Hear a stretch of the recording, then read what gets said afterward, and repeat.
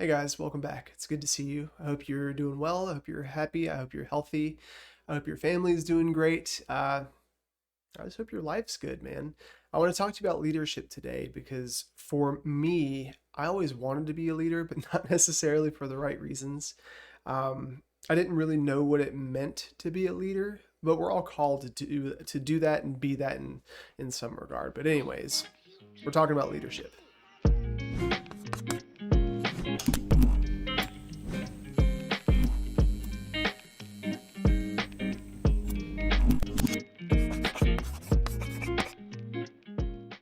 All right, so we've all got those people in our lives that we just admire. Those people that we respect, that we want to be like, that we have a sense of solidness with, foundation. We think to ourselves, man, as long as they're present in whatever we're doing or whatever we're following in whatever event, everything's okay. And for me, growing up, it was my parents. It was my grandfather specifically. He was the root of our family. And we had a family business, and my uncle, my dad, my grandmother, they all worked for the business. It was called Henshaw Sand and Dragline Service, just construction stuff, moving sand around, building things, I guess.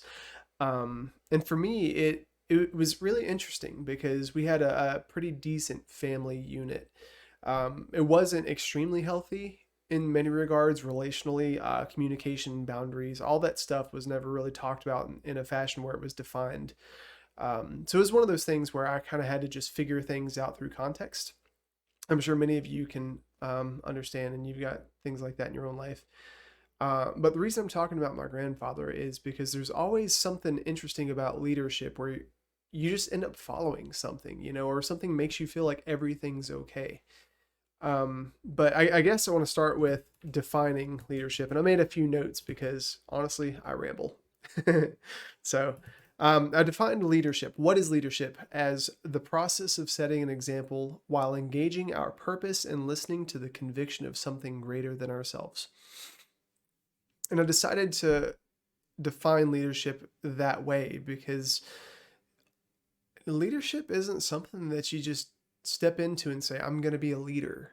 It's something that just happens, and you can smell a fake leader a mile away. You can tell somebody that's phony. You can tell somebody that's been indoctrinated as a leader. Uh, go into any workplace, especially fast food service, the service industry as a whole. There are so many people that are promoted to places of authority and leadership just because they have tenure. And that's true with families too. Like, not every grandfather, not every mom, not every dad is a really good leader. As a matter of fact, a lot of them just let their families down. And I don't want to say let their families down. They engage more so in themselves than the greater good of the family, the welfare of the family. So that's why I said it's engaging our purpose and listening to the conviction of something greater than ourselves. So, something that somebody asked me recently was, do you have to be a leader to begin being a leader? The answer is no. Nobody just pops out of the womb, I'm a leader, waving a little flag, has a suit on, knows how to execute smart goals and correction and offer disciplinary action. No, nobody comes out of the womb knowing those things. We all have different personalities. We have different types. We're all different characters. We have different goals, visions, and we all have different life experiences. Um, so you absolutely do not have to be a leader to begin. As a matter of fact, uh, anybody who endeavors to be a leader rarely actually becomes a leader, at least in the eyes of other people. I was definitely one of those people. In my early 20s, I esteemed to be a leader because I wanted the pride and the validation of people following me. That's a big statement. Um, I didn't really see value in myself. I didn't really see value in my process. I didn't really understand what my purpose was. Um, and so I thought to myself, okay, well, if I can convince people that I'm valuable and get them to follow me in some form or fashion, then I'll have value.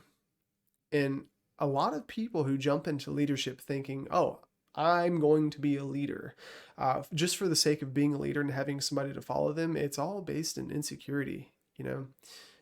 I was thinking earlier and I was just writing, like, whenever I make these things, I always write bullet points and I try to segment my thoughts and ask myself questions. And one of the questions I asked was, what perspective is most important as a leader? And you could say so many things, man, but the two that I siphoned, I dissected, refined is the word. The two things I refined my answer to was vision and resolve. When I, over the past couple weeks, have been talking with clients and just looking at my relationship with my wife and my friends, I just think about, how am I an effective leader if I am a leader at all?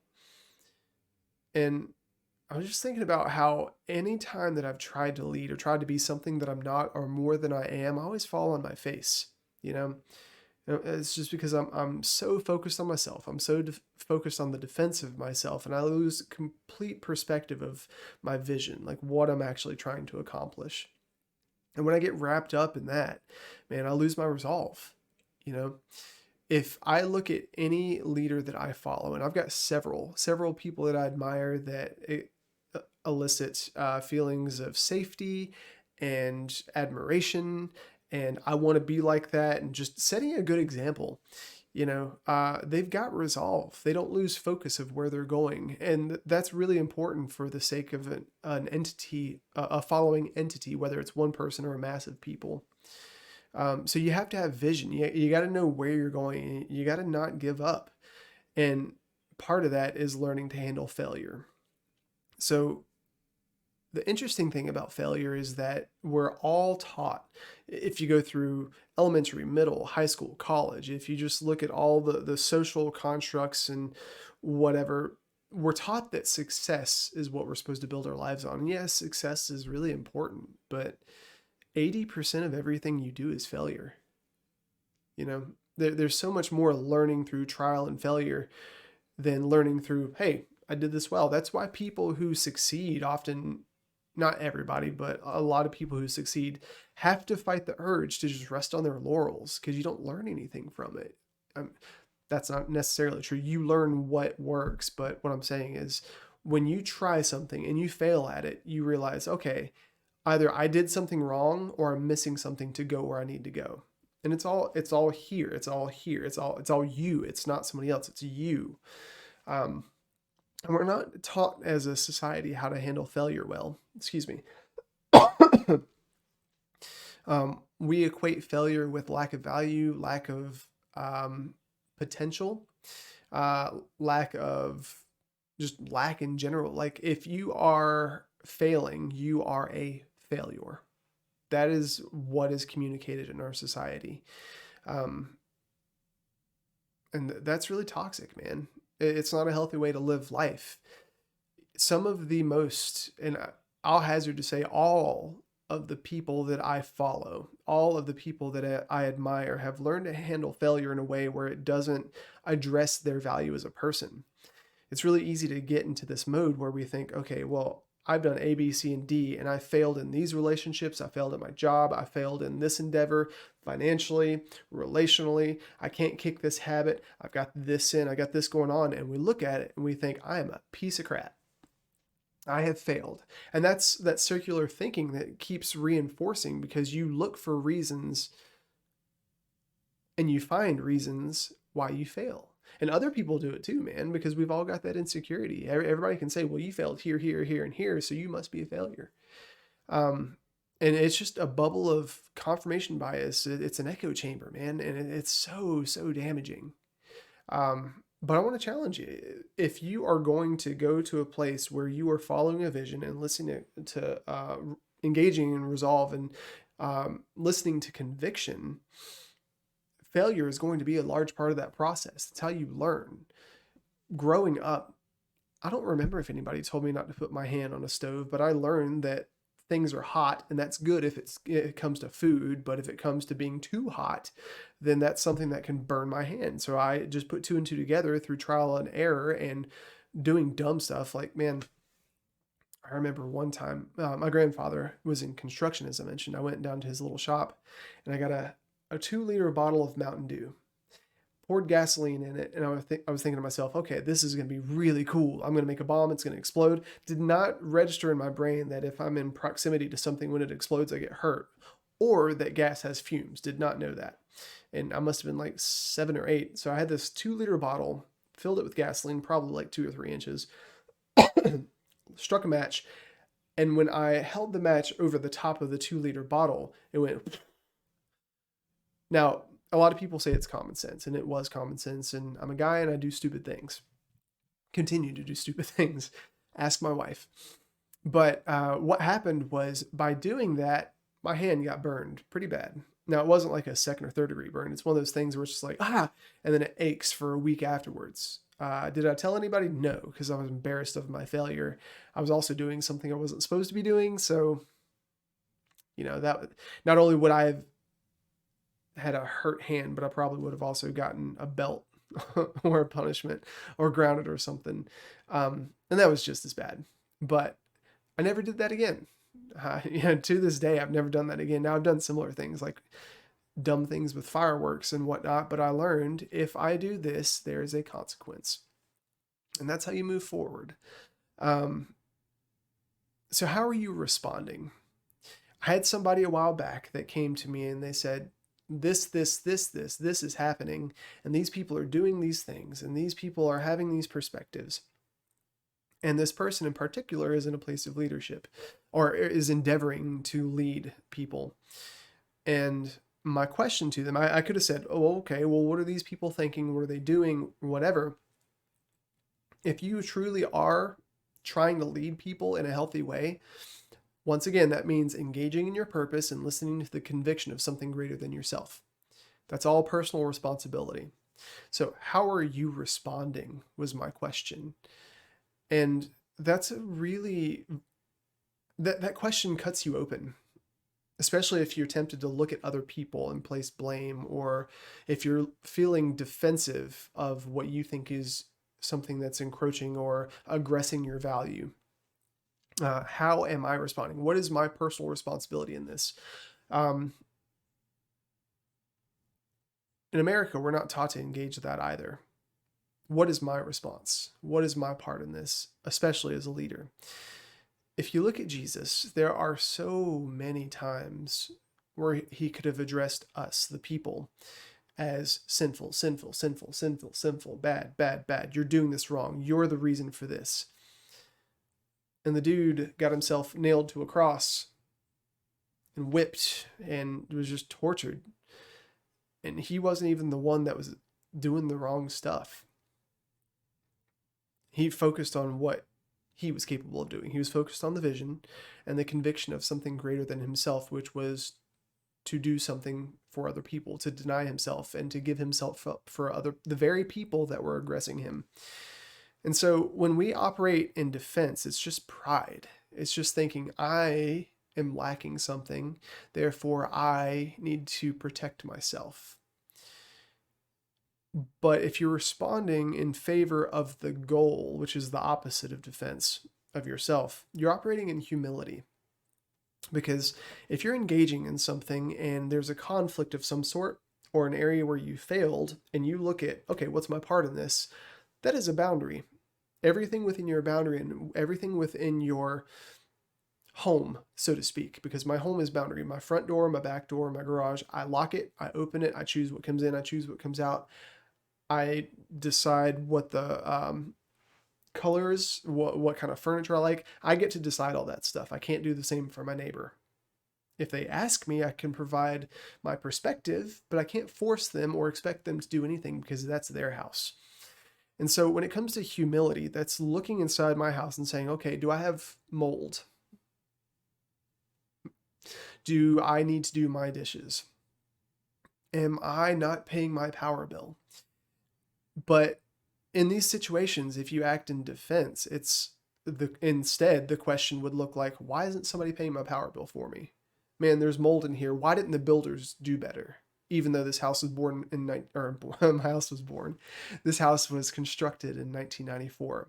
Oh, these people are coming to me and they've got shortcomings. Well, why don't they acknowledge my authority and respect who I am just because I have this position?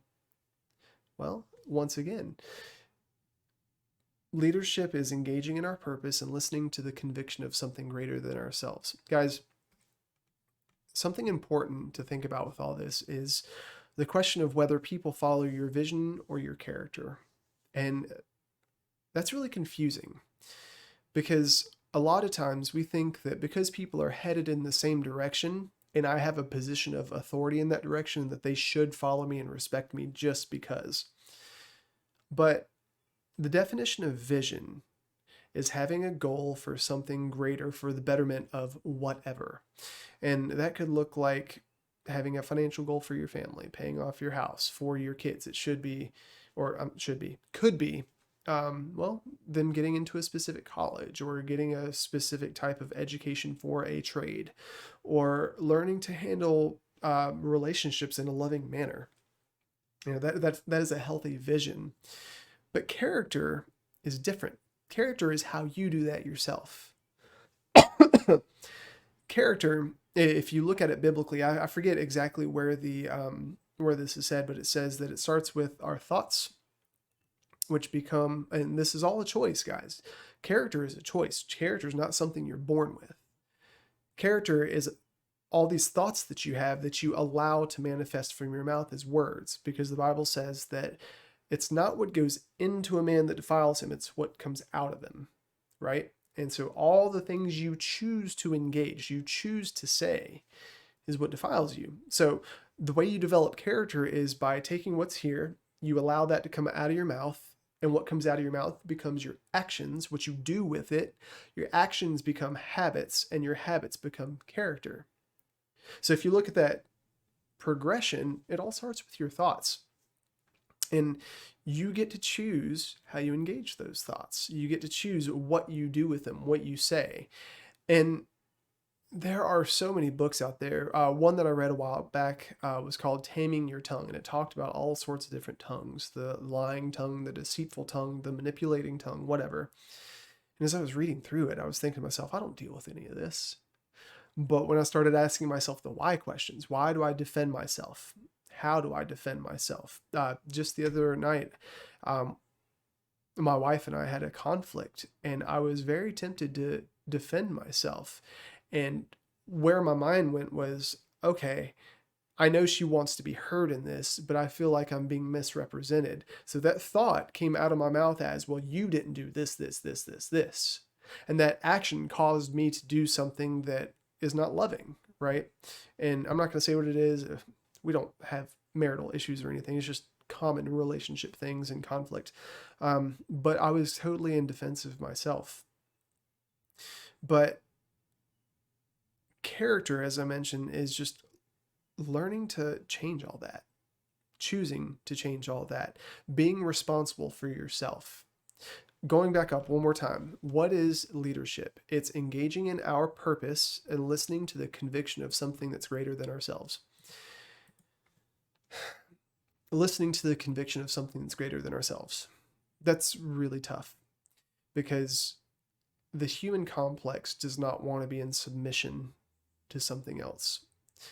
The human complex wants to think, I am paramount. I'm number one. I'm the most important. It's all about me. Why not me? Why aren't you thinking of me? Why aren't you giving to me? If you look at kids, I remember I used to think, oh, we're all created good and kids are just good. Man, kids are not good. Kids have good qualities, but they're very selfish.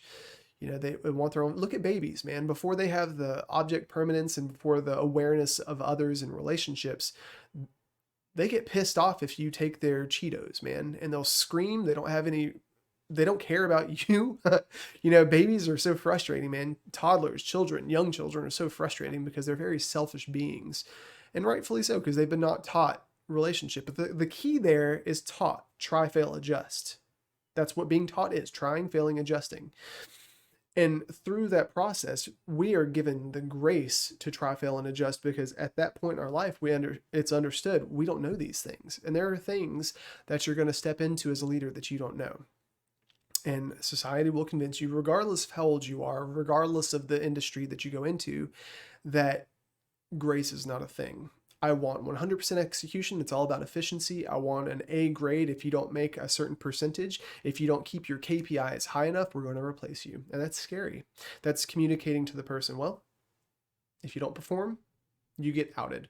Now, there are good environments out there where education is key. And I was lucky enough to have a boss when I worked for GameStop that taught me a lot of things. So, Rich, if you're watching this, I do appreciate you because he was really good at separating who somebody was apart from the circumstance. And he didn't always do that perfectly, but once again, he's human. But I remember one time excuse me, he wrote me up for something. I think it was I was late to work many times or whatever, and I was tempted to get upset. I was tempted to make all sorts of excuses, but the fact of the matter was, when I accepted my position, I signed a contract saying I agree to work for X amount of dollars per hour. I agree to execute task A, B, and C, and I agreed to show up to work on time and set the example for my staff, and I was not doing that. So if I'm really taking personal responsibility, I acknowledge that because he gave me discipline, it's discipline of my actions, not my value. I just wasn't doing something that I needed to do, right? And I'm still growing through that. Not great at it. I'm still working really hard, and I still make poor decisions. But when you do that, and people see you do that and say, okay, well, my behaviors are not in line with the vision. My behaviors and my actions and the things I'm choosing are not going the direction that is healthy for what I'm trying to build, create, do, accomplish, whatever. They see that you're building character because that takes a lot of intentionality. People don't just do that naturally. People don't want to. We naturally are inclined to do what's easiest, the path of least resistance. It's so easy right now to sit at home on unemployment, getting paid far more than what you could get paid for minimum wage. It's so easy. When I was 27, I had a lot of financial blunders, and they were self-inflicted. I had a car repossessed, and bank accounts closed, and all this stuff. Well, I got a collection call, and the guy said, "Hey, you have collection A, B, and C. We can consolidate this and get it taken care of for you." Because basically what they're saying is you have not been accountable for yourself on level A, so we're willing to go down here to level C and just pay us a portion of it and we'll be happy. It's not great because you're going to get marks on your credit history. You're going to have bad credit, but at least we get some of our money. But in that situation, I made the decision and I thought to myself, okay, well, if I have good character, if I want to have good character, what does that require?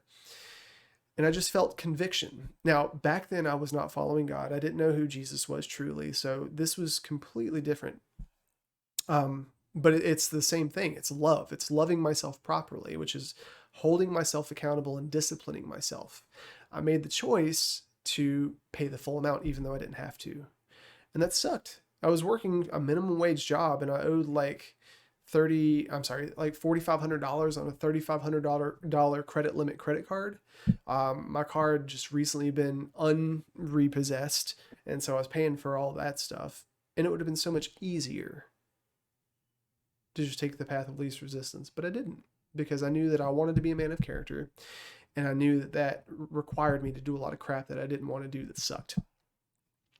So what does this have to do with, do people follow your vision or your character?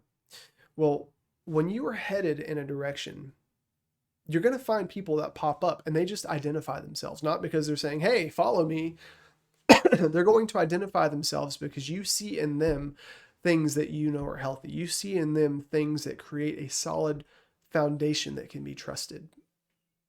So looking at my life, I'm not saying that I've arrived as a leader whatsoever, but the thing I've learned is that by being accountable for myself and walking forward in the convictions that I know that I have, and now that I know who Jesus is, and I'm listening to the Holy Spirit, and I'm listening to Jesus, and I'm listening to God, and I'm having that relationship. Last night we had an engagement where my wife was trying to communicate something to me that I did that hurt her, and I was getting really defensive, and so I decided to take a walk. I was like, God, I'm not feeling it, but I know that I have vowed to love my wife, and I do love her. I care about her a lot. What do I do? And he said, your defense does not matter. Her feeling loved and appreciated does.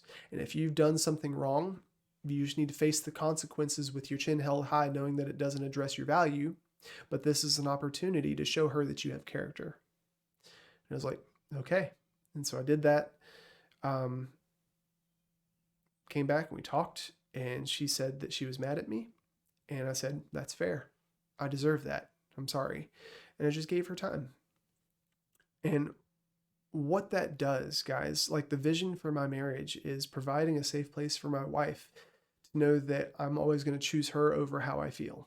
I'm always going to be submitted to God so that I can listen to that conviction and not put myself first. Because, guys, if you don't know Jesus, it's really hard if you live by the world standards to listen to healthy conviction, because there are so many different levels and so many different qualifiers and so many things that will convince you what the right answer is. But there's only one right answer, and that answer is love. And it's identified in 1 Corinthians 13. And that's honestly how I've esteemed to develop my character. And it's one of the most difficult things I've ever done in my life. And even now, man, like I'm 36 and I've had positions of management. I've led groups, but even through those, it just felt like I was stumbling through. It always felt like, especially going into uncharted territory, doing something new, it felt like I had no clue what I was doing, but I knew where I wanted to go. And I was listening to a higher power, to something greater than me that knew what to do and how I was supposed to love people. And I learned to set a good example. So going back to the thing of, learning to fail, people learn so much more through watching you fail and how you respond than how you succeed and just get accolades. Because on a daily basis, everybody else fails and nobody knows how to do it properly. Nobody knows grace. Nobody understands grace. And man, living the life that I've lived, I haven't made a lot of really bad mistakes, but I have made bad mistakes, and a lot of them were intentional. I took advantage of my parents. If you go back a couple of videos that I did myself, I talk about that. But I did that intentionally, and it was just self-righteous and in self-defense. But learning that I have the grace to try those things, even though it hurts people, and that I always have a choice to change that. I always have the opportunity. I can choose that. There's always a redeeming factor, because God is a redeeming God. He's not a condemning God. Somebody the other day said, well, why does God send people to hell? He doesn't. Because of the things we do, we're already headed there. But when we acknowledge grace, we realize, oh, well, all the crap that I've done has already been paid for. Let me lean into love so that I can learn to love other people and give them the same grace. And that's what character is all about. That's what leadership is all about, because God is going to call you to love people in whatever endeavor you're doing, man. Like if you are an architect and you're building a house, or you're building a company, or if you work at McDonald's and you have a shift of people that all speak Spanish and you only speak English, people are looking at your character. They're going to learn whether you do poorly, and they're going to learn whether you do well. And that's why I said people around you are always going in the same direction in some form or fashion, whether they're just there to make money, they're there for friendship, you're in the same softball league, you're in the same Facebook or Instagram groups like anime or whatever. Everybody's going the same way, but people will follow you because you're following something else in a healthy way. And this requires us to be, well, as I said here, following something higher than ourselves in a healthy way. So guys, if you are struggling with the concept of leadership, I want you to relax. You don't have to lead people. You just have to do what you know you need to do. Be responsible for yourself, and always wake up saying, okay, where do I want to go today? Right? And ask yourself, do my actions, do my thoughts line up with my words? Do my words allow the actions? Do the actions allow habits which build my character in the direction of where I want to go? And if the answer is no, well, you can change it. And nobody can change that but you. But guys, I love you. I hope that this helps you in some way. I hope it helps you lead in whatever regard. I hope it encourages you and shows you that you don't have to be something to be something. You already are something. You are valuable. And the Bible says that God has plans to prosper you, not harm you. He cares about you. There is a purpose on your life. Your life is not for nothing. There is a reason why you are breathing today. And the expectations that society is going to put on you and people are going to put on you to do this and do that, do this and do that, that's all condemnation if it's unhealthy. You have to listen to your convictions, and it's so rewarding, guys. It is so rewarding when you accept that you can lean into grace and realize that I don't have to be perfect. I just have to keep going. It takes all the weight off. You can breathe, you can live, and you can have joy because you're already valuable as long as you're doing what you need to do. Well, you're valuable, but you are valuable. But it's also about realizing that you have stuff to do and it's your ability to choose. But I love you guys. I'll see you next time.